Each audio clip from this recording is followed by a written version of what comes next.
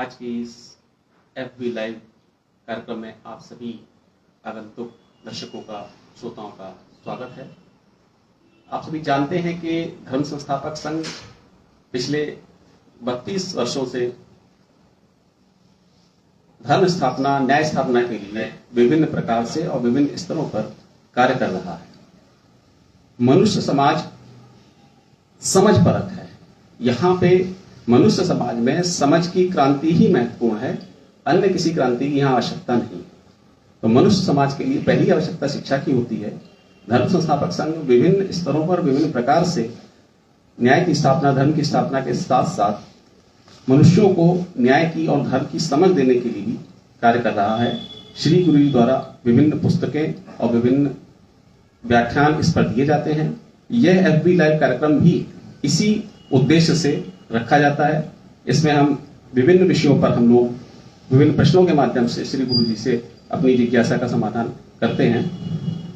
गुरु जी, जब चर्चा निकलती है तो थोड़ी बारीक भी जाती है।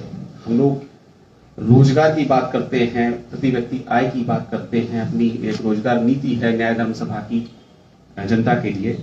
तो आज श्री शशांक जी ने एक प्रश्न प्रस्तुत किया है, जिज्ञासा की है कि सरकारें प्रति व्यक्ति आय के बारे में अपनी पीठ थपथपाती नजर आती हैं। लगातार आंकड़े प्रस्तुत किए जाते हैं कि प्रति व्यक्ति आय बढ़ रही है, किंतु इसमें एक खास तकनीकी बिंदु आता है कि आय का वितरण, आय का असमान वितरण देखने में आता है। प्रति व्यक्ति आय तो एक औसत आय हो गई जो कि सबकी एक साथ लेकर के देखी जाती है, किंतु प्रति व्यक्ति आय का असमान वितरण है। तो इस असमान वितरण की चुनौती से निपटने के लिए अपनी न्याय धर्म सभा का क्या रुख रहेगा, क्या उसके पास व्यवस्था है, क्या इसकी कार्यप्रणाली है, इस पर थोड़ा सा आज हम लोग आपसे जानना चाहेंगे। शशांक जी का प्रश्न अच्छा है। इसमें देखिए, पहले तो ये समझ लें कि समाज में आय के वितरण जैसी बात कोई चर्चा का विषय नहीं है, क्योंकि आय वितरण करना ना सरकार का काम है ना समाज का काम है। व्यवस्था आय के वितरण पे काम नहीं करती, बल्कि मनुष्य को संसाधनों की आवश्यकता होती है। आप आय अगर लोगों को सुलभ कराने में लगेंगे तो ये अजीब सी बात होगी। आय तो कर्म आधारित है, किसने कितना कर्म किया उसको कितनी आय प्राप्त होने वाली है, ये लोगों के अपने निजी प्रयत्नों पर निर्भर है। लेकिन इन प्रयत्नों के पीछे कुछ बातें हैं जो समझना चाहिए आदमी को। एक बात है, पहली जो ये कहती है कि किसी भी आय के उपार्जन के लिए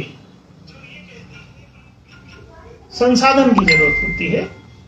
उन संसाधनों को आय स्रोत कहते हैं। तो समस्या जो है वो इन संसाधनों के वितरण की है, आय के वितरण की नहीं, बल्कि आय के स्रोत के वितरण की समस्या है। तो प्रश्न में जो आय के असमान वितरण की बात की जा रही है, ये वास्तव में महत्वपूर्ण नहीं है, बल्कि आय स्रोतों के समुचित वितरण की बात होनी चाहिए।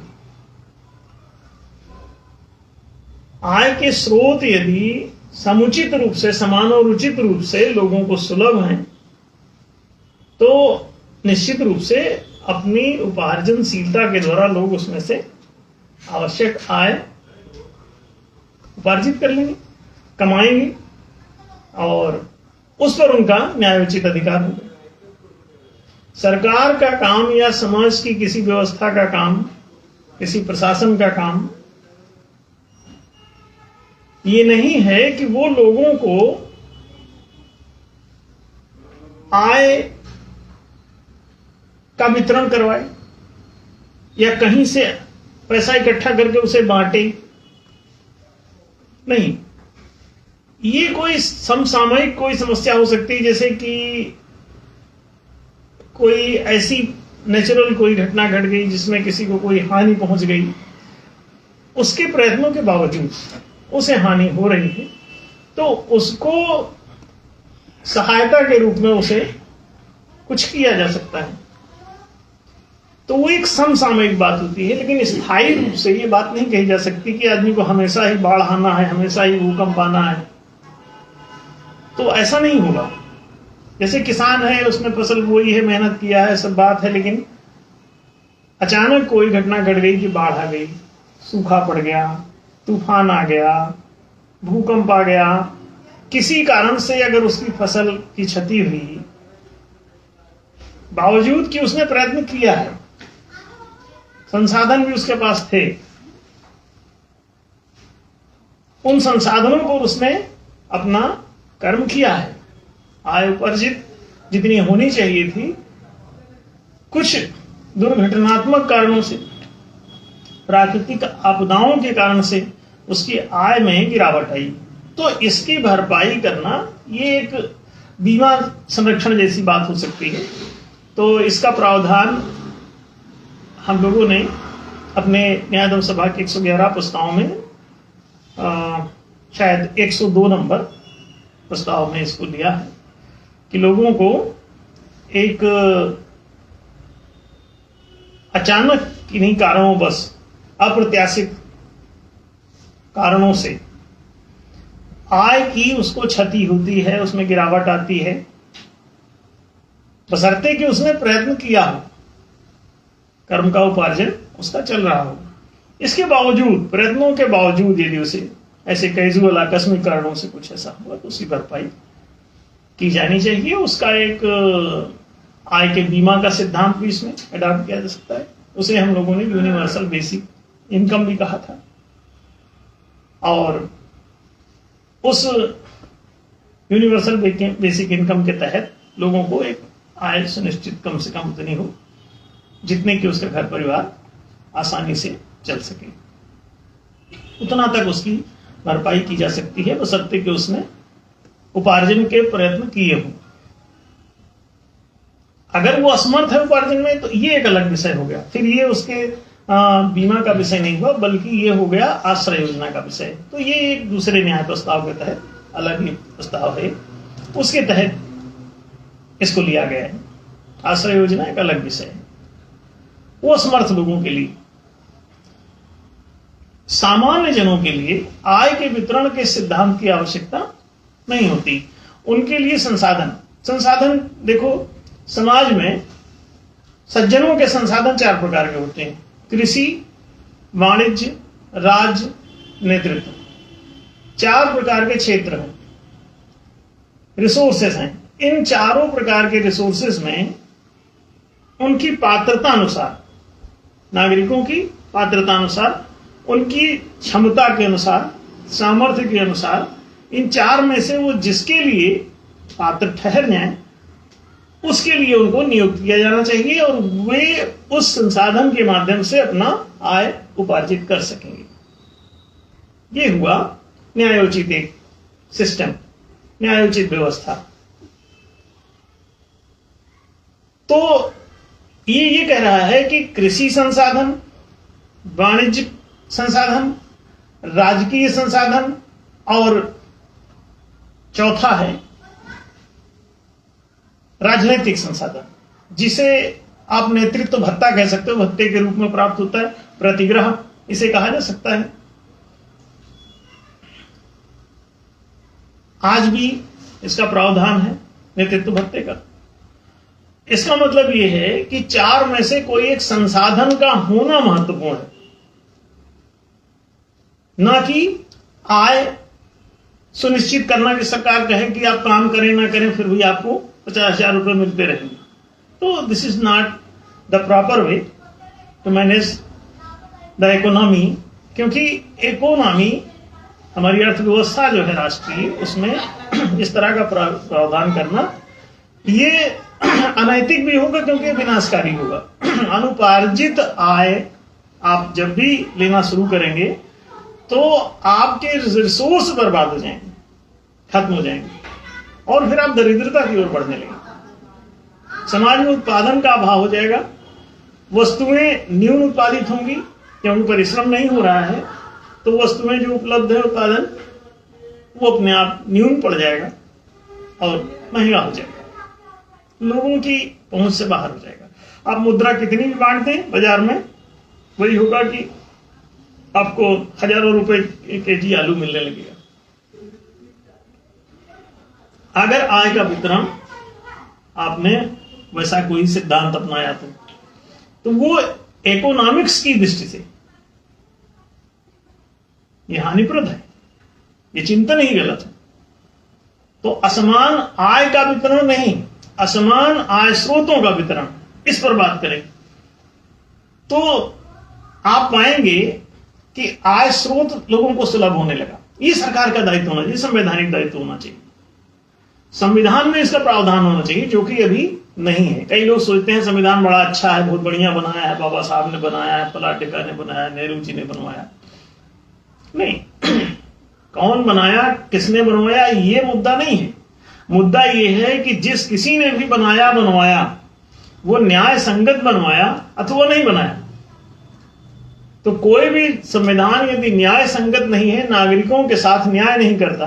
संविधान की उद्देशिका में लिखा है आर्थिक न्याय, सामाजिक न्याय और राजनीतिक न्याय, तीनों न्याय प्रतिष्ठित करना संविधान का उद्देश्य है। आज तक ना आर्थिक न्याय है, ना सामाजिक न्याय है और ना राजनीतिक न्याय है।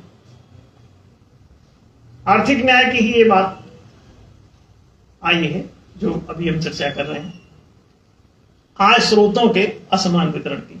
तो आय स्रोतों के वितरण की व्यवस्था संविधान में ये कहीं लिखा ही नहीं है कि कृषकों को कृषि भूमि प्राप्ति का अधिकार है,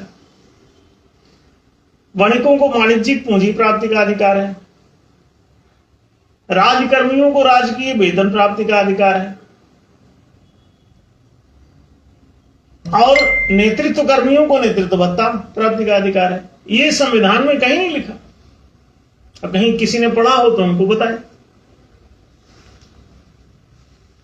आप आश्चर्य करेंगे कि सबसे ज्यादा जनसंख्या तो कृषि और वाणिज्यिक क्षेत्र में है। राजकीय क्षेत्र में, यानी सरकारी सर्विस के क्षेत्र में या नेतृत्व के क्षेत्र में कितनी आबादी होगी? 1% भी नहीं। तो बाकी 99% कहां है? कृषि और वाणिज्य के क्षेत्र में, और उनकी सुनिश्चितता का कुछ उल्लेख ही नहीं है। तो संविधान बना किसके लिए? बहुजनों को समझा दिया गया कि तुम्हारे हित में बना है संविधान। महिलाओं को भी आगे बढ़ने का अधिकार मिलने लगा। महिलाएं तो जमीन में गड़ी हुई थी, बाबा साहब ने उद्धार किया। पहले आप थोड़ी देर के लिए सोच के देखो कि महिलाएं कौन सी जमीन में गड़ी हुई थी? सब महारानियां बनी बैठी थी। अब खुद का रजिया सुल्तान आपके बाबा साहब अम्बेडकर के संविधान के पहले से सल्तनत की मालकिन थी, खुद ही, मतलब राजा भी नहीं, खुद ही सर्वे सर्वा। इंदिरा गांधी सर्वे सर्वा बाद में बनी, उनके पहले तो रजिया सुल्तान ही सुल्तान बनी बैठी रही। क्या महारानी लक्ष्मीबाई का नाम नहीं सुना आपने? तो महिलाओं को आप कौन सा समान अधिकार? वो तो पहले से ही जिसकी चलती है गुंडागर्दी के बल पे चल रहा है। तो जो भी गुंडा बदमाश है वो बैठ सकता है गद्दी। संविधान के पहले भी वही था, संविधान के बाद में भी। और वो शक्तिशाली कौन है, वो स्त्री है कि पुरुष है, इसका कोई मतलब नहीं है। शक्तिशाली जो भी बन जाए वो कब्जा अपना जमा लेता है। बाबा साहब का संविधान तो न पाकिस्तान में लागू है, बाबा साहब का संविधान बांग्लादेश में लागू नहीं है। अब बांग्लादेश में लगातार महिलाएं ही सर्वे सर्वा बनी बैठी हैं। तो ये फालतू का ब्रांडिंग कर करके साधारण आदमियों को, उनके आड़ में कुछ लोग अपना लूटपाट का धंधा करते रहते हैं। घुस जाओ राजनीति में और जनाधिकारों को लूट लो, जनता को कंगाल करो। तो ये इस वजह से ये दिक्कतें हैं। संविधान में ये प्रावधान करने की जरूरत है कि न्याय संगत संविधान बनना चाहिए था। जिसमें ये उल्लेख होना चाहिए था कि जो शारीरिक क्षमता वाला है वो कृषि कर्म कर सकता है, ये सभी को मालूम है। कृषि क्षेत्र में न बौद्धिक क्षमता की ज्यादा जरूरत पड़ती है, ना आपको बहुत ज्यादा संवेदनशीलता की बहुत जरूरत नहीं है, ना ही बड़े दृढ़वती होने की जरूरत है, ना ही बड़े विवेकशील होने की जरूरत है। इसका मतलब अगर शारीरिक सामर्थ्य है तो आप गाय भैंस का दूध निकाल सकते हैं, हल जोत सकते हैं, फसल काट सकते हैं, गेहूं का बोरा उठा सकते हैं, खाद का बोरा उठा सकते हैं, बैलों को खोल बांध सकते हैं, गाय भैंस का चारा काट के खिला सकते हैं। अब आप देखिए उसमें सब शारीरिक कार्य है। तो फिजिकली फिट आदमी जो है, शारीरिक क्षमता वाला, उसे कृषि क्षेत्र का स्वामित्व तो मिलना चाहिए था। लेकिन सब कृषि मजदूर बने बैठे, घरों घरों में मजदूर बने बैठे। जिनको किसान बनना था उनको सबको मजदूर बना दिया, मिल्कियत छीन ली। अब आय वितरण की बात चिंता हो रही है पूरी दुनिया में। तो आय वितरण की समस्या ही नहीं है, समस्या आय स्रोत के वितरण की है।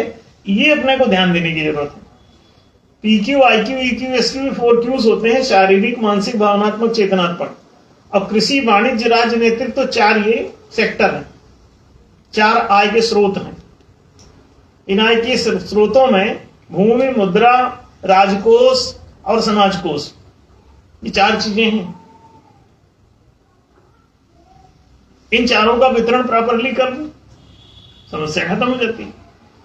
अभी तो हर चीज में कृषि भूमि का असमान वितरण, फिर मौद्रिक पूंजी का असमान वितरण, मुद्रा ही उपलब्ध नहीं, रेपो रेट लगा है। जमीन उपलब्ध नहीं क्योंकि रजिस्ट्री और टैक्स और कीमत का संघर्ष है उसमें। जमीनें किसानों को उपलब्ध नहीं। इतनी पूंजी कहां से ले आएगा शारीरिक आदमी कि वो जमीन खरीद पाएगा कभी? इसका मतलब उसको हमेशा गुलाम रहना पड़ेगा। अगर सामाजिक व्यवस्था संवैधानिक रूप से अगर किसानों को जमीन की उपलब्धता का प्रावधान नहीं है तो उसे समस्या में रहना है। मुद्रा पे रेपो रेट लगा दिया तो पूंजी गायब हो जाएगी बाजार से। सारे वाणिज्यिक क्षेत्र के लोग लोन के नीचे दब जाएंगे, अब ब्याज चुकाते चुकाते मर जाएंगे। मर रहे हैं लोग, लाखों आदमी आत्महत्या कर रहा है। ये क्यों हो रहा है? किसान आत्महत्या कर रहा है, वाणिज्यिक व्यापारी सब आत्महत्या कर रहे हैं, कर्ज के बोझ से लद लद के मरे जा रहे हैं लोग। 25 लाख लोग आत्महत्या कर चुके हैं पिछले कुछ वर्षों में। तो ये सब आप अखबार पढ़ने वाले सब जानते हैं, मीडिया में उपलब्ध है। राजकीय वेतन भी असमान वितरण का शिकार है। राजस्व पर स्वामित्व ही समान नहीं दिया गया है कि राजकोष पर सभी राजकर्मियों का समान अधिकार होना चाहिए था। उस पर जितने भी कर्मचारी हैं उसमें से एटलीस्ट 50% वेतन में जाना चाहिए था और 50% उनके इंफ्रास्ट्रक्चर पर, सेवाओं के, जनता की। तो वो जितनी कर्मचारियों की जनसंख्या थी, पटवारी से प्रेसिडेंट तक, चपरासी से राष्ट्रपति तक, उनको उनकी कर्मचारियों की संख्या से डिवाइड कर देते, पूरी अमाउंट को जितना जितना आता बांट देते। लेकिन नहीं किया जा रहा है, समान वितरण उसमें भी नहीं। संसाधनों पर मिल्कियत नहीं है, इसलिए आय में दिक्कत हो रही है। आय स्रोत ठीक करो तो आय अपने आप ही होने लगेगी। और वो कर्मानुसार होगी। किसी ने कम कर्म किया है तो कम होगी, ज्यादा किया तो ज्यादा। आय का वितरण करना ही नहीं, आय स्रोत दे दो, अपने कर्मानुसार फल प्राप्त करो। यथा कर्म तथा फलम, यही न्याय है। तो ये बात स्पष्ट है। गुरुजी, ये हम लोगों ने अभी आपसे जाना कि आय के समान वितरण की समस्या नहीं है, आय स्रोत के वितरण की समस्या है असमान। जी जी। अगली जिज्ञासा श्री पुरुषोत्तम बंधु जी की है। वो उन्होंने इससे ही संबंधित कुछ बात है वो जाननी चाहिए। उनका कहना है कि जिनके पास अच्छे आय स्रोत और संसाधन आय के माध्यम मौजूद हैं, जैसे बड़े डॉक्टर, इंजीनियर्स, पुलिस अधिकारी, बिजनेसमैन, जिनके पास मतलब रोजगार की समस्या नहीं है, संसाधन की समस्या नहीं है, प्रतिष्ठित आय है और प्रतिष्ठा भी है उनके पास, वो सामूहिक आत्महत्या या परिवार की हत्या के बाद में अपनी हत्या करने जैसी घटनाएं उन लोगों के द्वारा अभी समाज में देखी जाती है। तो श्री बंधु भैया सहित हम सब लोग ये जानना चाहते हैं कि इसके पीछे मूल वजह क्या है और कौन सी मनोवृत्ति है जो इसके लिए जिम्मेदार है। इसका हम लोग आपसे थोड़ा स्पष्टीकरण चाहते हैं। हम लोग समाचार पत्रों में आए दिन पढ़ते रहते हैं कि कई ऐसे लोग जिनको कोई आर्थिक समस्या नहीं, आय स्रोत बहुत तगड़े हैं उनके पास, बड़ी बड़ी बिल्डिंगें हैं, बिजनेस है उनके पास, तमाम रिसोर्सेस हैं, एक नहीं मल्टीपल रिसोर्सेस हैं उनके पास, लेकिन वो जिंदगी में आत्महत्या की तरफ बढ़ रहे हैं। ऐसी घटनाएं बहुत सी देखने को आती हैं। इसे भी समझ लें,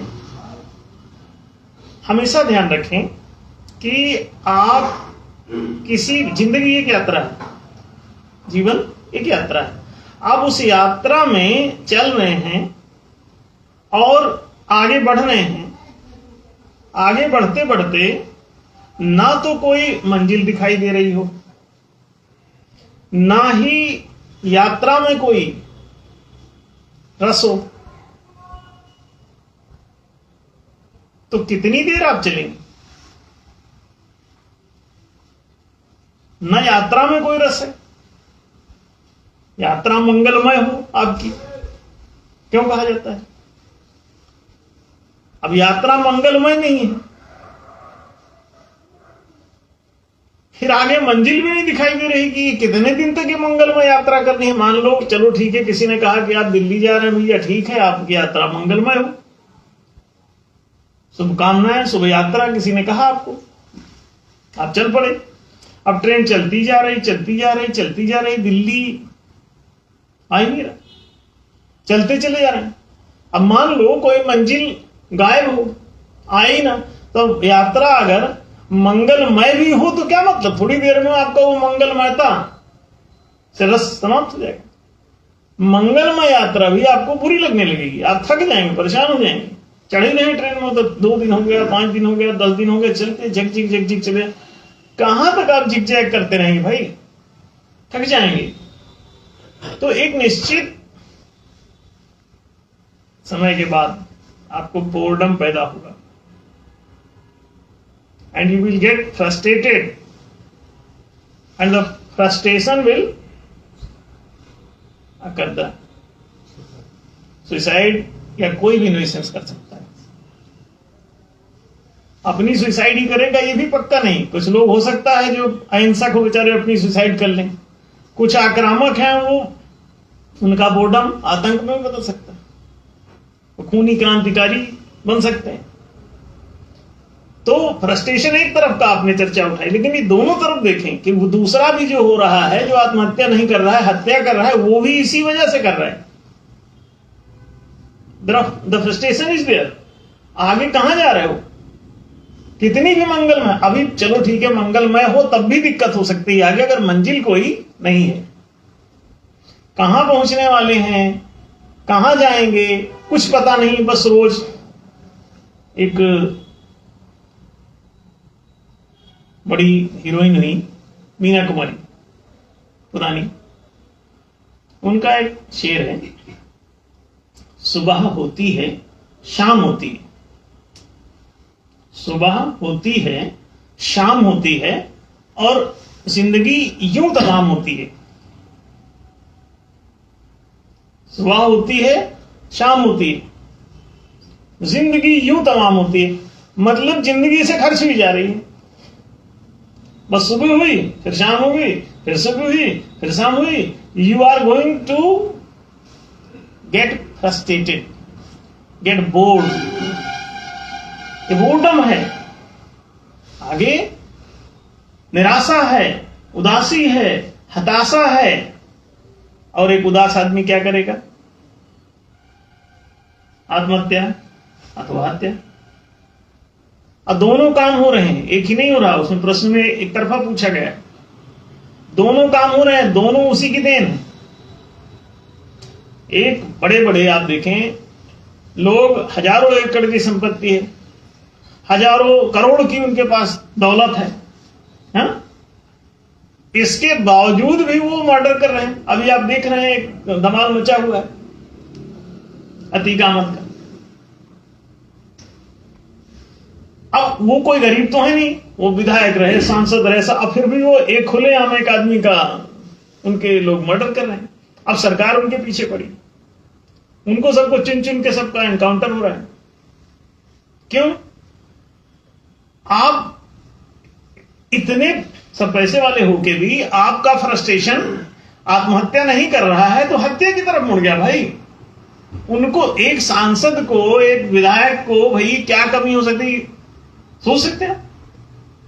वो तो सांसद विधायक सब रह चुके ना, तो उनको कौन सा फ्रस्ट्रेशन है जो ये काम करा रहा है? चलो भाई पहले कुछ गड़बड़, अब तो शांति से रह सकते हो ना, अब तो सब कुछ है। इसका मतलब कोई आय अथवा आय स्रोत आपको सहारा देने वाले नहीं। जीने का सहारा आपका कुछ दूसरा है।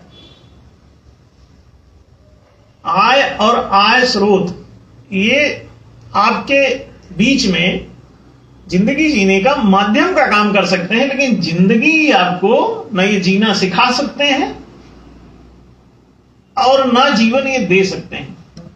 अगर जीवन दे सकते हैं तो ये परिणाम उल्टे क्यों? आपने सुना था कि एक बहुत बड़े कोई कंपनी के मालिक का बेटा एक वहां इंग्लैंड में एक बार किसी होटल में जाके, और वो उसके कमरे में अपने गाड़ी से पेट्रोल निकाल के जला के मर जाता है। तो ये क्या बताता है? ना कोई मंजिल, न यात्रा में कोई रस। तो इतनी अनिश्चितता के वातावरण में वो कोई अर्थ नहीं देख पाता जिंदगी का। तो जिंदगी जब व्यर्थ होने लगती है सिद्ध, तो आदमी उससे फिर कहता है अभी तो मूल्य ही नहीं है, कहीं भी फेंक दो। आपका कोई भी, आप मिठाई ले, डब्बा आपने देखा उसमें कचरा बल्कि लग गया, किसी काम का नहीं, चिक पिक है, रस रुसले, आप मूल्यहीन देखते हुए उसको जल्दी से बाहर डाल देते हैं। और कोई अच्छी पैकिंग का कुछ आ जाए तो थोड़ी देर बाद फेंकते हैं आप उसको, वो भी समझने की कोशिश करते हैं कोई उपयोगिता तो नहीं है। और कुछ ज्यादा अच्छी पैकिंग हो तो कई लोग उसे संभाल के रख देते हैं कि किसी दूसरी चीज में यूज हो सकता है। ऐसा होता है नहीं? तेल का डब्बा तक तो आप संभाल के रख देते हैं कि कुछ नहीं तो कुछ दूसरा सामान भरेंगे। इसका मतलब यह है कि उपयोगिता द्वारा सुरक्षा है। उपयोगिता आप सिद्ध नहीं कर पा रहे हैं, आप बता ही नहीं रहे कि जिंदगी का उद्देश्य क्या है। सनातन धर्म कहता है तुम्हारी जिंदगी के 4 उद्देश्य हैं, धर्म अर्थ काम मोक्ष। 4 तुम्हारी ड्यूटीज हैं, ब्रह्मचर्य, गारहस्थ, वानप्रस्थ, संन्यास। आप सब छीन लिए उनसे, उनके जीवन का मोटो छीन लिए, जीवन का एम छीन लिए, ऑब्जेक्टिव छीन लिए।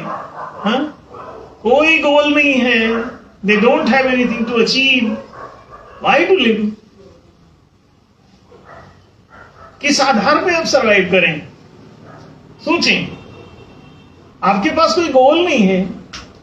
आप सोच रहे थे पैसा मिल जाएगा, तो आपने, मुकेश अग्रवाल नाम का एक आदमी था दिल्ली में, बचपन से कहते हैं बड़ी गरीबी से पला बढ़ा, जैसे तैसे उसने अपने आप को खड़ा किया, बड़ा बिजनेसमैन बना, सड़क छाप से करोड़पति से करोड़पति बना। और फिर कहते हैं कि उसने बड़ी एक हीरोइन से विवाह किया, और विवाह करने के बाद 1 साल के अंदर शायद उसने सुसाइड कर लिया।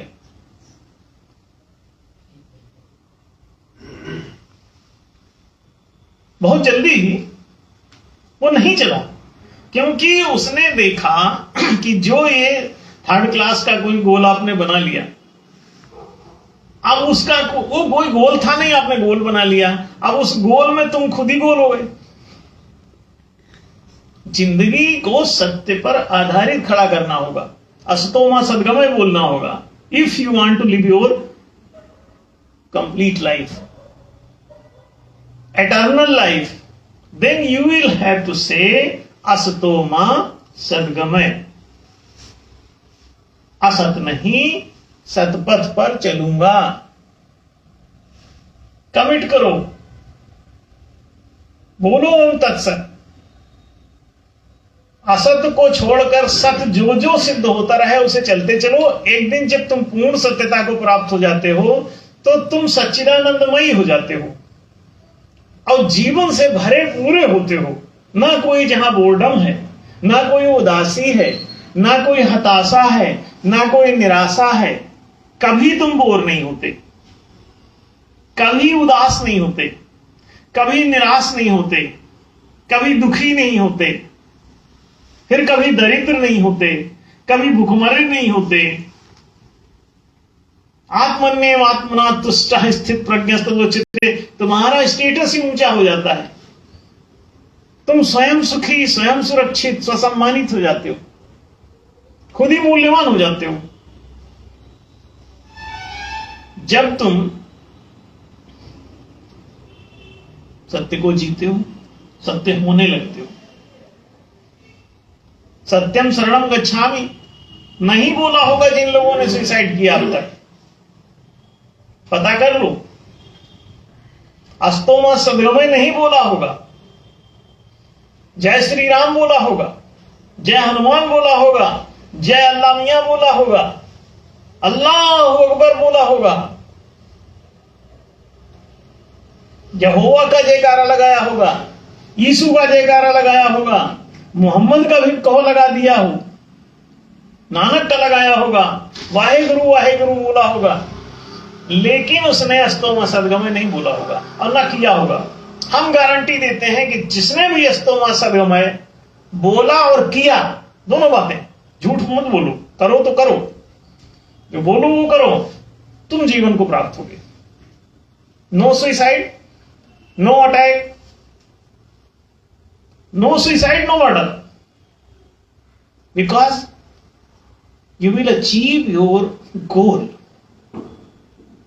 आपका गोल है सच्चिदानंदमयी अवस्था को उपलब्ध होना। अगर सत्य को पकड़ोगे तो चिद होने लगोगे, चिद होने लगोगे तो आनंद बढ़ने लगेगा, आप सच्चिदानंदमयी हो जाओगे। बशर्ते कि आप शुरुआत वहीं से करें, अस्तोमा सद्गमय बोलो, आपकी लाइफ बढ़ेगी। वहां सबके संसाधन लूट के सतमार्गी कभी अपने लिए इकट्ठा नहीं कर सकता। वो हजारों करोड़ उन्होंने इकट्ठा किए, सबके आय स्रोत अपने पास इकट्ठे कर लिए, अब पड़ोसी के साथ नफरत किया। सत्य कहता है कि जो तुम हो वही तुम्हारा पड़ोसी है। जैसा तुम अपना हित चाहते हो वैसा पड़ोसी का हित चाहो, तुम कभी न सुसाइड को प्राप्त होगे न मर्डर को। तुम्हें ना मर्डर करना पड़ेगा किसी का और न तुम्हें अपना सुसाइड करना पड़ेगा। तुम पूरा जीवन जियोगे, अनंत अनंत तक यदा यदा तदा तदा पैदा होते रहोगे। चिंता मत करो, जिंदगी बहुत लंबी है, शाश्वत और सनातन है। इसमें ना कोई बोर्डम है, ना कोई दुख है, ना कोई तकलीफ है, बल्कि रौनक ही रौनक है। बस आत्मना प्रतिकूलानी परेशान न समाचरे। सत्य यह है कि जो तुम हो वही तुम्हारा पड़ोसी है। तत्त्वमसि श्वेत केतु अहम ब्रह्मास्मि त्वं तदसि। मैं का तू के साथ सामंजस्य ही सत्य की उपासना है। तो मैं का तू के साथ सामंजस्य बैठाओ, जिंदगी को हसीन बनाओ, सुंदर जीवन जियो, मस्त रहोगे, ना कभी निराश होगे, ना हताश होगे, ना बोर्डम होगा, ना सुसाइड होगा, ना मर्डर होगा। आप समझ गए होंगे।